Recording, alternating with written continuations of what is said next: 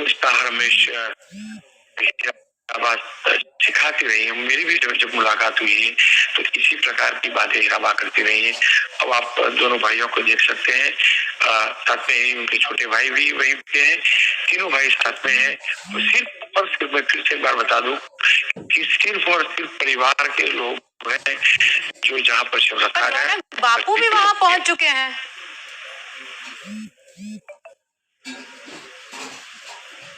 शंकर सिंह वाघेला दिखाई दे रहे हैं वहाँ पर। देखिए, शंकर सिंह वाघेला जरूर है, क्योंकि शंकर सिंह वाघेला हर हमेशा परिवार के साथ रहे हैं।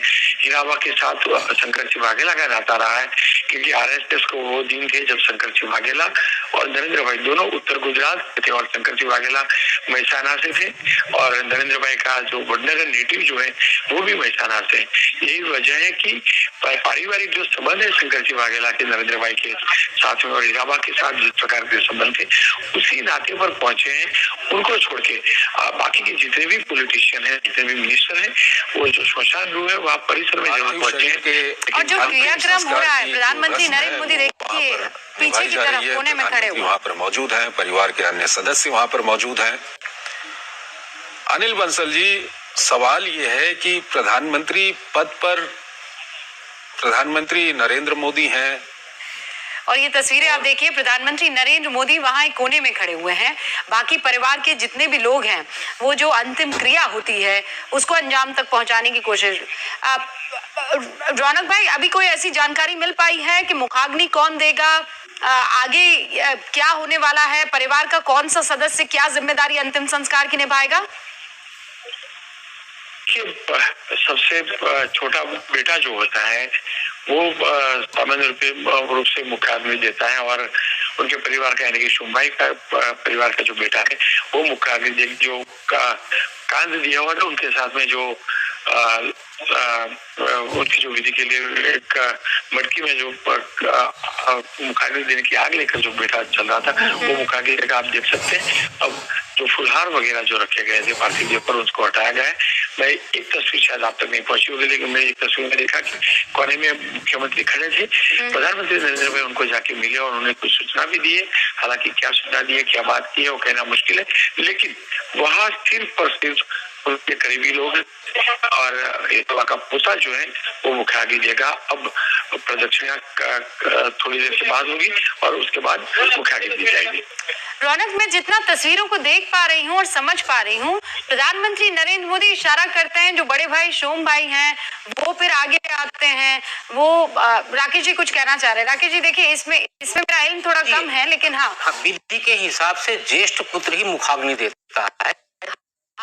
किन्हीं कारणों से यदि ज्येष्ठ पुत्र नहीं दे पाता तो फिर दूसरे तीसरे को मुखाग्नि दी जाती है। तो मुझे लगता है कि यहाँ पे भी सोम भाई की तरफ से ही अंतिम संस्कार में मुखाग्नि दी और वही मुझे तस्वीरों में नजर भी आया और क्रिया में भी वही लगातार शामिल है, क्योंकि प्रधानमंत्री जी ज्येष्ठ पुत्र नहीं है, तीसरे नंबर के पुत्र। सारी क्रियाओं से वो अपने को दूर रखे हुए हैं और सारी क्रियाएं सोम भाई कर रहे हैं।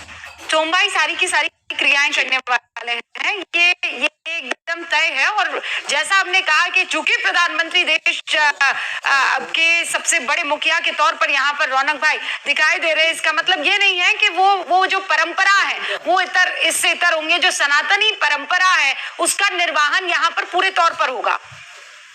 रौनक हमारे साथ ये परिवार जी परिवार जो है इसी प्रकार की परंपरा को आगे बढ़ाता रहा। जो शास्त्र की विधि जो है, इसी विधि विधान होते हैं, इसी प्रकार की परंपरा को निभाता रहा।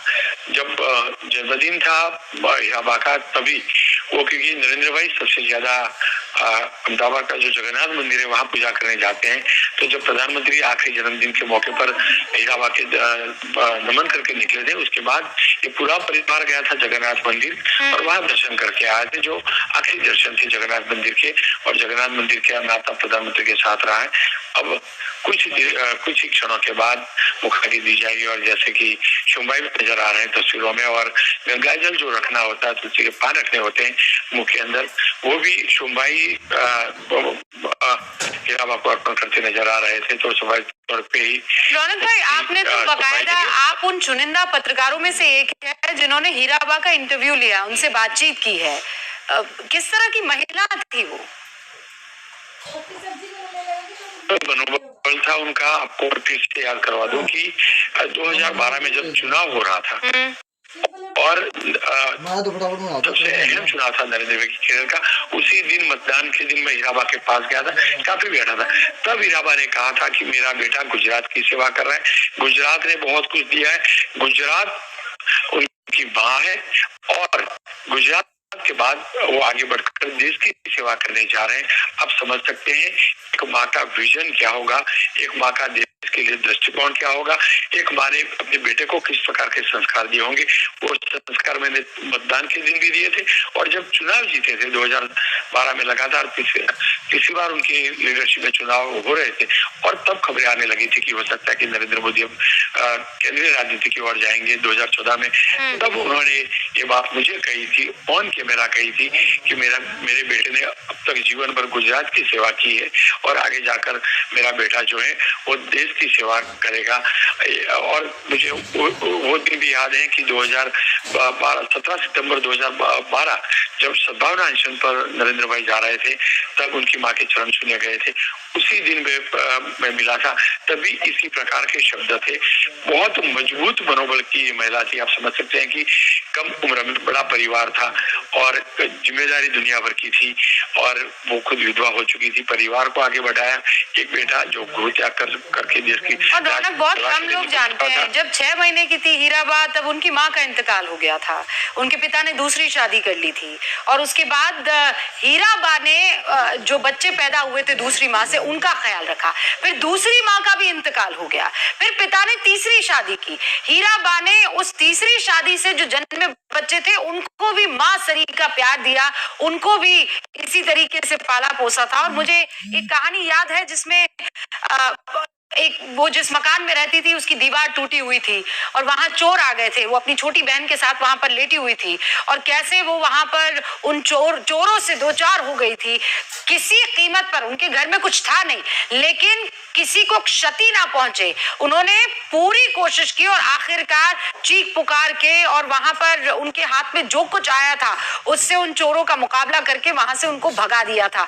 रौनक, आप जिक्र कर रहे हैं 2012 का और मुझे 12 मई याद है जब मैं आईसीयू में थी, अपनी माँ के पास मौजूद थी और प्रधानमंत्री नरेंद्र मोदी का मुझे फोन आया था और उन्होंने हर जानकारी मुझसे उस वक्त हासिल की और उन्होंने मुझसे ये पूछा कि माँ की तबीयत कैसी है, क्या मैं आपकी माँ से बात कर पाऊंगा रूपिका। तो मैंने कहा वो वेंटिलेटर पर है, आप उनसे प्रधानमंत्री जी बात तो नहीं कर पाएंगे, तो क्या वो मुझे सुन पाएंगी। तो मैंने कहा हाँ वो आपको सुन पाएंगी और वो इशारों में अगर कुछ कहेंगी तो मैं कोशिश करूंगी कि वो जो कह रही हैं मैं आप तक पहुंचा सकूं। और मैंने माँ को कहा कि देश के प्रधानमंत्री नरेंद्र मोदी का फोन आया है। वो वेंटिलेटर पर थी शुक्ला जी उस वक्त और उनकी आंखों में चमक देखते ही बनती थी। उन्होंने प्रधानमंत्री नरेंद्र मोदी को नमस्ते कहा, सलाम किया और इशारों में, और उसके बाद प्रधानमंत्री ने मेरी माँ से कहा कि आपके बारे में मैंने बहुत सुना है और आपने जो काम किया है देश के लिए वो वाकई सराहनीय है। मेरी माँ ने पीएचडी की थी और एक स्पीशीज को खोज निकाला था, उसके बारे में पीएम को जानकारी थी और उन्होंने कहा कि आप बहुत शानदार तरीके से अब तक लड़ी हैं माता जी और मुझे उम्मीद है कि इस लड़ाई, इस जंग में भी आप फतह हासिल करेंगी और पूरा अपना ख्याल रखिएगा, पूरा देश मैं आपके साथ हूँ। और उसके बाद मेरी माँ ने अपने दोनों हाथ जो है ऐसे हवा में किए, मेरी तरफ देखा और इशारों में ये कहा कि प्रधानमंत्री से कहो कि मैं पूरी ताकत के साथ लड़ूंगी। वो ईद का मौका था, 12 मई को ईद थी और हम दोनों बेटियां पिता के साथ माँ के पास खड़ी थी।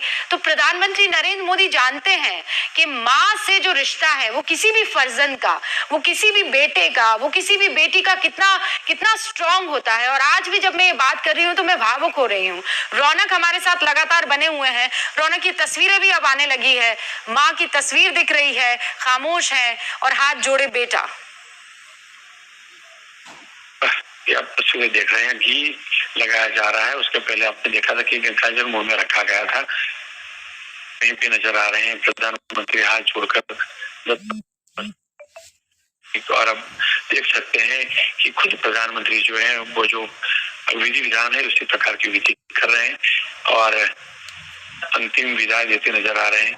स्वाभाविक तौर पे उनका भाव समझ सकते हैं। बेटा जब उम्र की 100 साल की 108 साल उनका चल रहा था